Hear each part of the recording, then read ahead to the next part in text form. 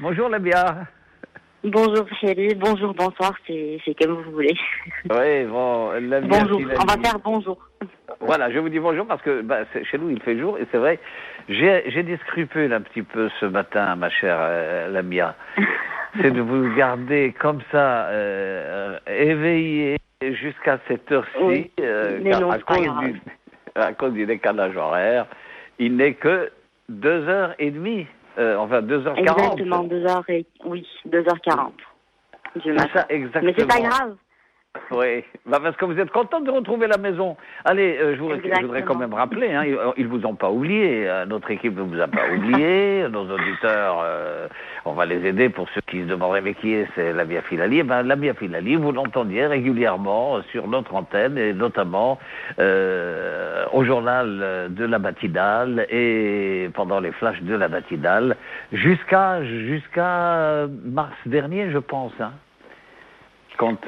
Exactement, mars-mai, oui. Voilà, quand la pandémie a commencé, et c'est à cette époque que Lamia Filali, qui faisait partie de notre rédaction, a décidé donc d'épouser un autre destin, voilà, et de partir donc au Canada. Je vous salue avec évidemment votre épouse que je remercie et auprès de qui je m'excuse encore pour vous garder si tard parmi nous.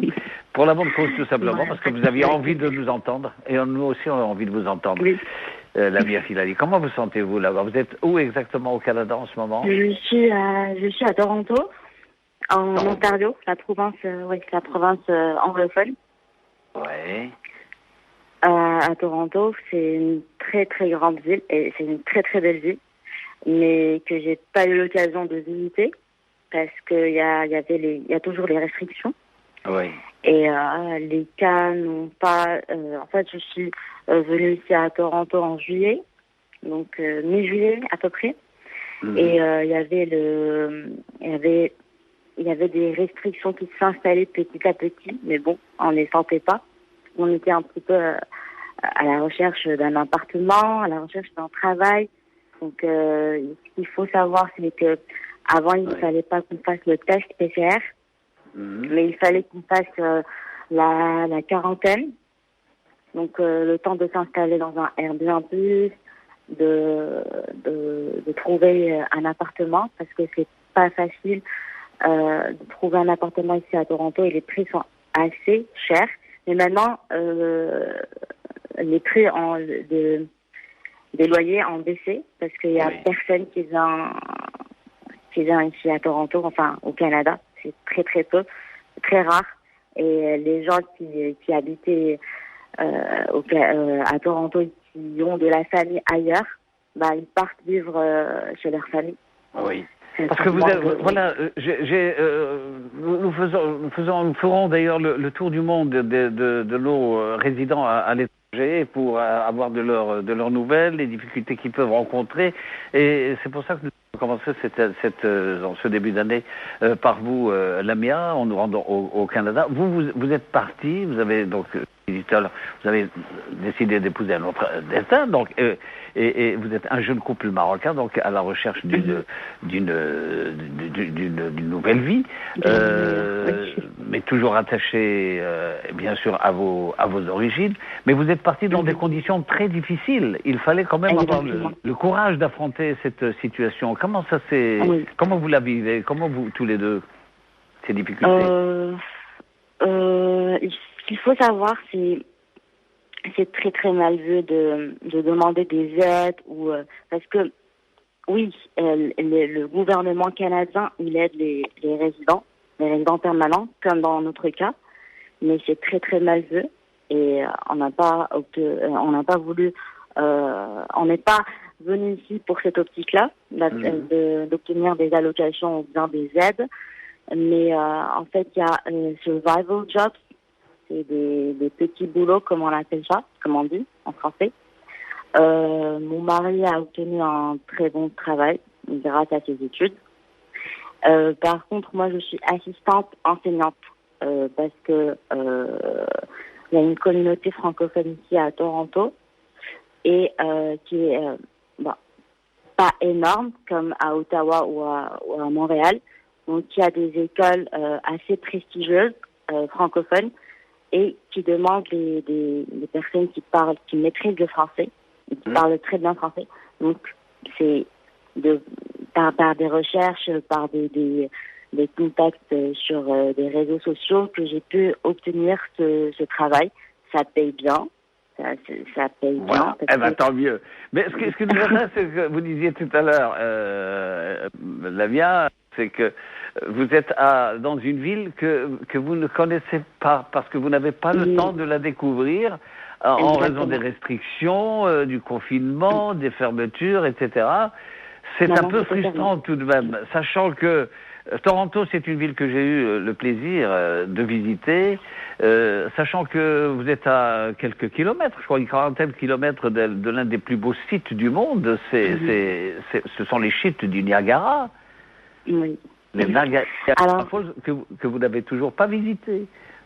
Exactement, malheureusement, j'ai pas eu l'occasion de visiter parce qu'on était tellement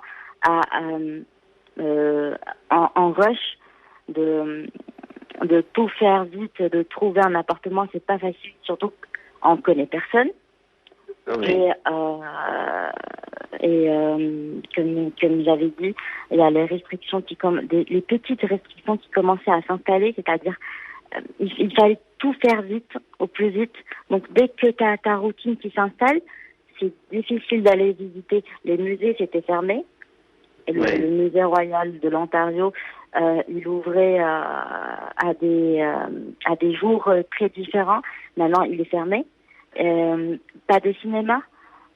Les restaurants, on a fait quelques restaurants, mais il y avait toujours la peur du virus et qui était omniprésente. Et donc, la vie s'est arrêtée au Canada comme partout ailleurs, pratiquement. Exactement. Et ici, les gens, ils respectent les gestes barrières, certes, mais les jeunes, pas vraiment.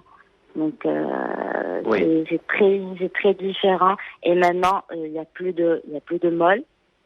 Il n'y a plus de magasins. Plus de magasins, plus rien. Bon, il y a rien. Cette difficulté s'ajoute aussi au fait que jusqu'à présent, vous n'avez presque pas croisé quelqu'un d'autre un autre membre de la communauté marocaine, par exemple. On a un seul ami, c'est très difficile. Et en fait, ce qu'il faut savoir, c'est ici dans des immeubles, dans des condos, ils sont très à cheval sur les personnes qui vont venir vous visiter. C'est-à-dire, si vous dépassez 3 personnes, alors les 3 personnes doivent aller à la réception, inscrire leur nom, prénom, mail et où ils habitent. On n'a pas le droit de recevoir plus de 2 personnes chez soi. Non, 3 personnes, 3 à 5. Contrôlé, c'est scrupuleusement contrôlé. Oui, en fait, c'est mal vu d'inviter beaucoup de personnes. Oui. Chez soi. Ouais. Oui, mais bon, les gens, ils ont fêté Noël, ils ont fêté la nouvelle année. Donc, on va voir, on aura beaucoup de cas d'ici une semaine. Voilà, et il faut dire que le Canada est encore le pays où, si on est, pour une raison, pour une nécessité impérieuse,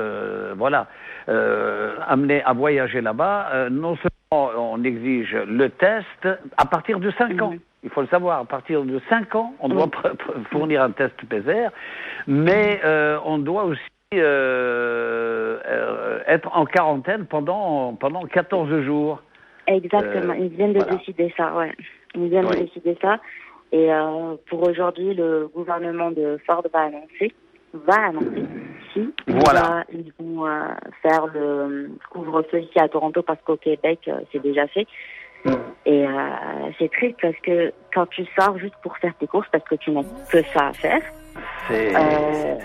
c'est un peu partout. Alors écoutez, on va essayer nous à notre manière, on va essayer d'atténuer un peu votre tristesse dans ces circonstances, mais on vous souhaite beaucoup de courage à vous, ce jeune couple et beaucoup de réussite malgré ces difficultés. Merci.